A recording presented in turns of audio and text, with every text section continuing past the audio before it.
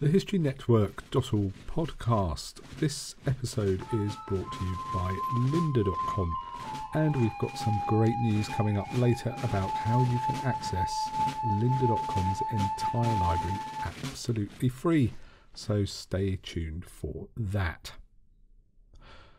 Season 18, Episode 3, The Battle of Ramilles. This episode was written by Matthew Gawelczyk. Matthew holds a collaborative Bachelor of Arts in History from Mount Royal University and Athabasca University in Alberta, Canada. History has been his passion since his earliest days. Born in Danzig, Poland, Matthew moved with his family to the Mazurian lakes of northeastern Poland, where his passion for history grew among tales and ruins of former East Prussia. Currently, Matthew resides in Calgary, where he continues to pursue his passion for history. Marlborough, following his victory at Blenheim in August of 1704, attempted to exploit the situation even further by campaigning in the Moselle Valley. Due to the lack of political will of his Dutch allies, together with a shortage of supplies and the autumn rains fast approaching, Marlborough ordered his forces into winter quarters. The campaign season of 1705 saw both sides strengthening their respective positions, with the French under Marshal Villeroy massing and taking positions behind the so-called lines of Brabant. This series of field works and fortifications stretched for nearly 80 miles between Antwerp in the north and Namur in the south. They provided screen for Villeroy.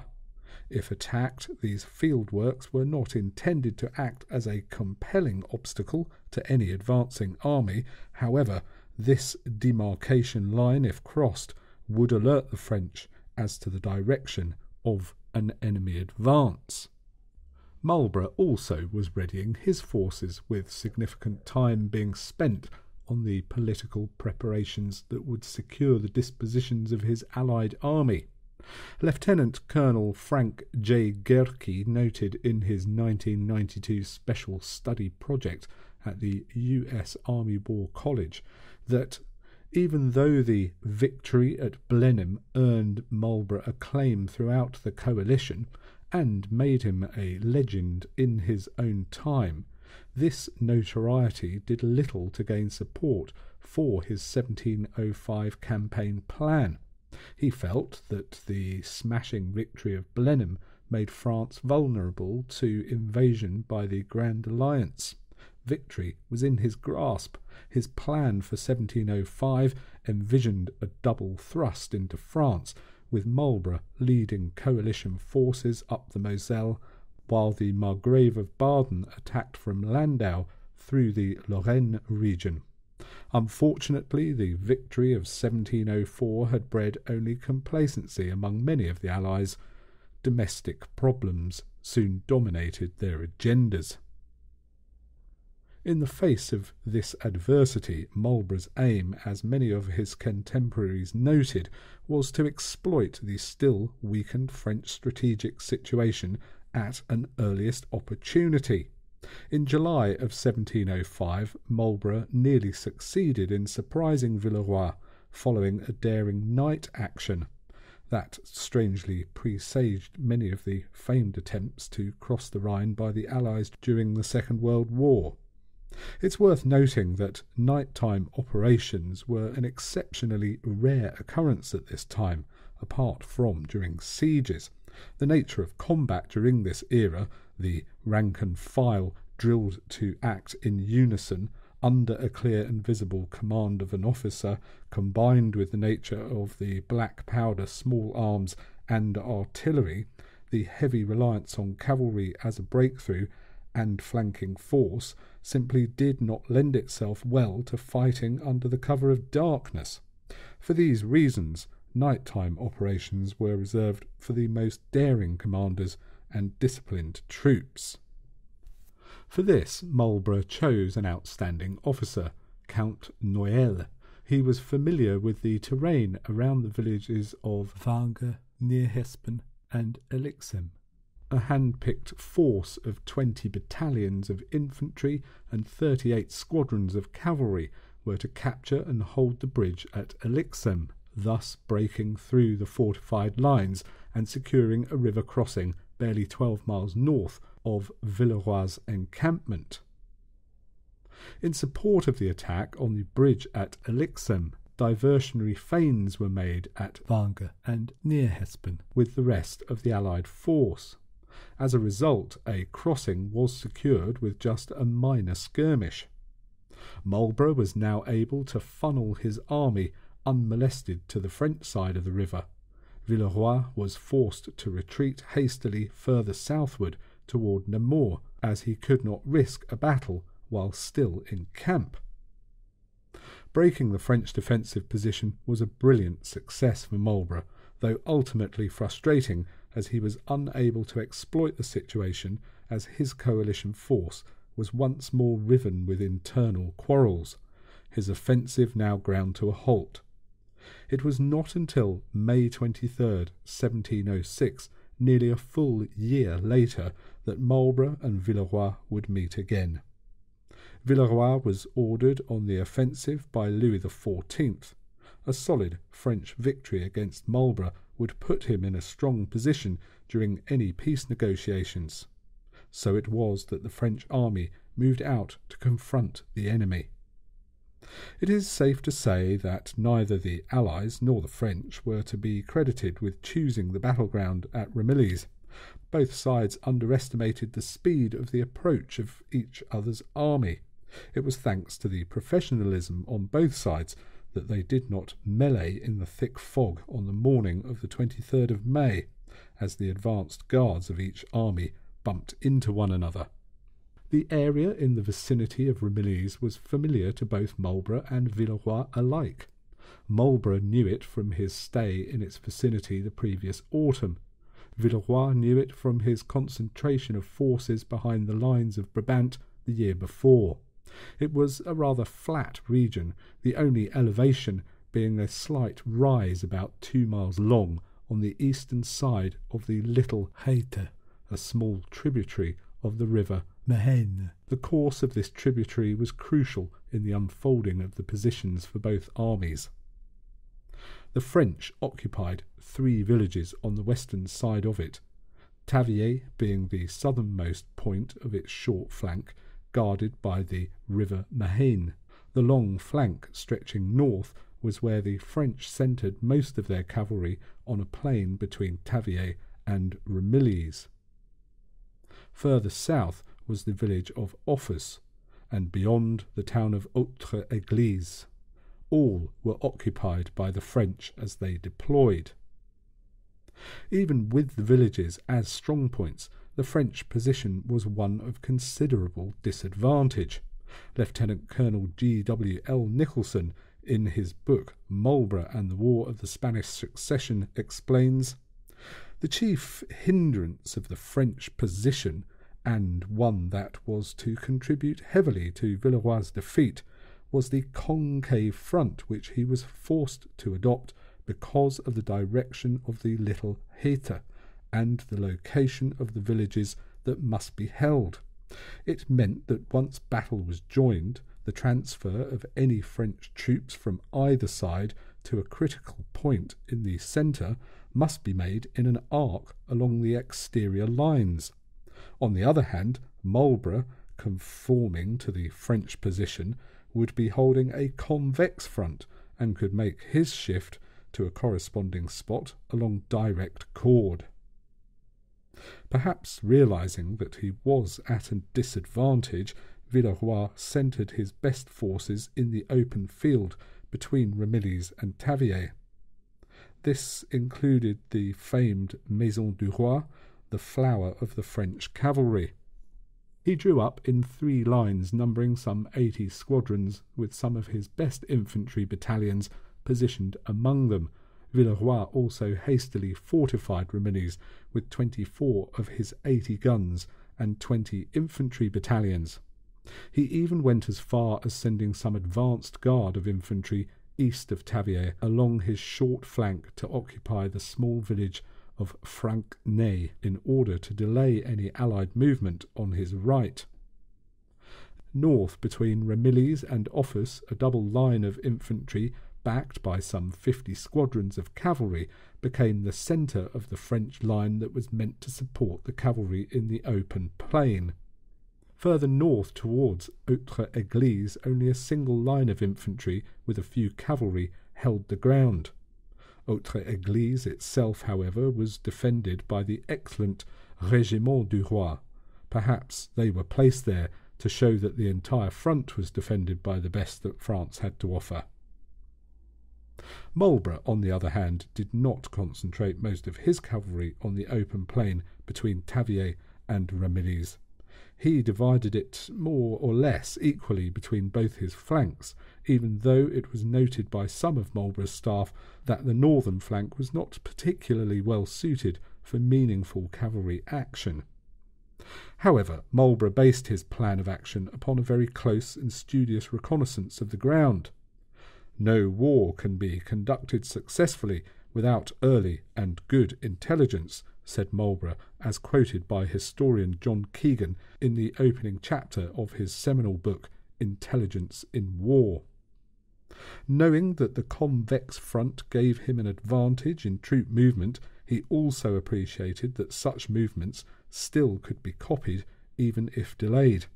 But the ground in the north sector to the east of the Little Haythe had a hidden depression. It was big enough to conceal any movement of Marlborough's troops from the French for just over a mile, thus allowing for a fast, unseen redeployment of his forces. The Allied extreme right was given to British troops with some 40 squadrons of Allied cavalry. The Allied centre was heavily reinforced with cannon. Some of them included the excellent but heavy to manoeuvre 24-pounders. At about 1 o'clock, batteries on both sides opened up. The better part of an hour passed between the opening barrage and a very determined attack on both flanks by the Allies. General Orkney attacked on the right with such ferocity that Villeroy soon had to move reserves to Autre-Église. At the same time, Dutch battalions with only 2 supporting cannon attacked the villages of Francnay and Tavier with such ferocity that they forced the French from their vanguard positions, thus forcing Villeroy to order reinforcements to his short flank, again drawing on reserves from his centre. At about 3 o'clock, French cavalry charged Overkirk's squadrons on the open plain, nearly routing them. This was the crux of the battle. Now Marlborough had to use his reserves from the centre and right wing, and, using the fold in the terrain, allowed him to transfer troops without the French seeing such change in disposition of the Allied army. During this action toward his left flank, Marlborough very narrowly escaped death, as General Orkney later wrote, "My Lord Marlborough was rid over, but got other squadrons to his aid, which he led up. Major Bingfield, holding his stirrup to give him assistance onto his horse, was shot by a cannonball that passed through Marlborough's legs." With the supporting squadrons arriving from the north, and with Overkirk's squadrons reforming, French cavalry was repulsed. Maison du Roi in retreat lost their famed silver drums to the pursuing Allies, an act masterfully depicted by Robert Alexander Hillingford in a painting that now resides at the Queen's Dragoon Guards Regimental Museum at Cardiff Castle, and depicts that fateful moment. Now Marlborough acted quickly. Although Orkney was still making good his attack on Autre-Église in the north, Marlborough knew that the battle would be won on the centre left. Therefore he ordered that Orkney halt the assault and withdraw to his opening position. Orkney was amazed at this, and later wrote, "The village of Autre-Église was in our grip. I had 10 aides-de-camp to me to come off, the last being the adjutant general himself." Orkney acquiesced and withdrew his battalions to the ridge of the western slope overlooking the Little Haythe. He paused in full view of the enemy with the battalions that crested the ridge being ordered to leave their standard companies in place, thus completing the ruse and head south. They were being redeployed to the centre-left of Allied lines, where the French cavalry was making its disorganised retreat. At 5 o'clock, the main assault against Ramillies and Offus was launched. Having his centre weakened at the opening of the battle, and with his own cavalry in disarray, Villeroy needed to counter-attack. He needed to reform his cavalry in order to protect the rear of the line between Ramillies and Offus. Yet that was not to be. Villeroy, when summoned from his command post near Ramillies, bore witness to the complete collapse of his right flank. The French attempt at reforming failed as the scattered squadrons became entangled in their camp and baggage train. With the assault on Ramillies and Offus mounting, and French troops seeing the disarray in the rear, the line stretching between Ramillies and Offus broke under the mass assault of the Allies. By 8 in the evening the pursuit was already taking place, and by dawn the next day shattered remnants of the French army were chased as far as 15 miles towards Louviers, which in turn fell a few weeks later.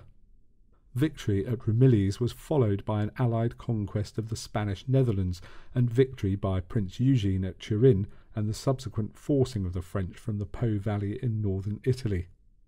Many contemporary accounts saw the campaign season of 1706 as a clear signal that a war of Spanish succession would soon come to pass, yet it was not to be.